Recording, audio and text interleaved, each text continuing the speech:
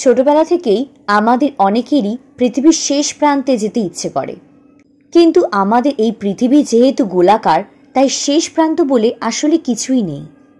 তবে নরওয়েতে একটি পাহাড় চূড়া আছে, যেখানে গেলে মনে হবে আপনি পৃথিবীর শেষ প্রান্তে এসে দাঁড়িয়েছেন।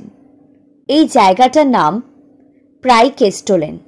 আজকে আমরা এই পর্বে নরওয়ের এই বিখ্যাত জায়গা প্রাইকেস্টোলেন সম্বন্ধে নানান জানা অজানা তথ্যই জানব।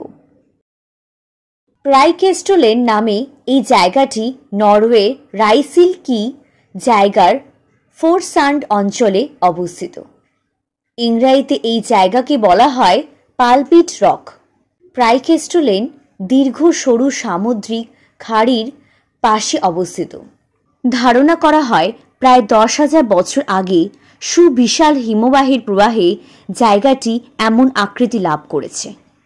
অতীতে প্রাগন নামে লোকেরা এখানে উপাসনা করত। 1900 সালে সর্বপ্রথম এই জায়গায় পর্যটন ব্যবস্থা চালু হয়। 2000 ফুট উঁচুতে থাকা পাহাড় চূড়াটি প্রায় 82 ফুট প্রশস্ত। এখানে পৌঁছাতে পায়ে হেঁটে প্রায় 4 কিলোমিটার পাহাড়ে পথ পাড়ি দিতে হয়। প্রাকৃতিক সৌন্দর্য অক্ষুণ্ণ রাখতে এখানে কোনো পরিবেষ্টনী দেওয়া হয়নি। এর ফলে দর্শনার্থীরা ভয়ঙ্কর সৌন্দর্য উপভোগ করতে পারে। শীতকালে এখানকার শ্বেতশুভ্র প্রকৃতি দেখে মনে হবেই না এটি আমাদের গ্রহের কোনো জায়গা। প্রাইকেস্টোলেন পৃথিবীর সবচেয়ে শ্বাসরুদ্ধকর ভিউ পয়েন্ট। এমনিতে নরওয়ের বাতাস পৃথিবীর অন্যান্য বিশুদ্ধ বাতাসের মধ্যে একটি অন্যতম। তার মধ্যে পালপিট্রপ এলাকার বাতাস বিশুদ্ধতম। সেই জন্য এখানকার বাতাস বোতলে করে বিক্রিও হয়। এখানকার 8 লিটার করে এক বোতলের বাতাসের দাম প্রায় 1500 টাকা। 2014 সালে ভাইকিং টেলিভিশনের ধারাবাহিকের একটি দৃশ্য এখানে শুটিং করা হয়।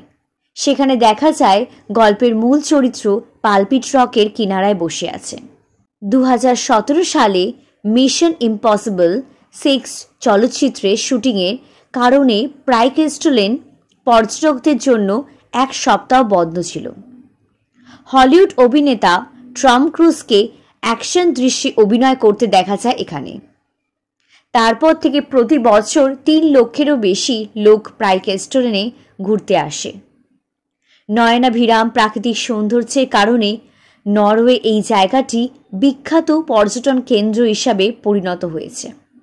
এই রকমই নয়নাভিরাম সৌন্দর্যের মতন নানান জায়গার বিষয়ে জানতে একটি লাইক ও সাবস্ক্রাইব করুন বিশ্ব ব্রহ্মাণ্ডের রহস্যে।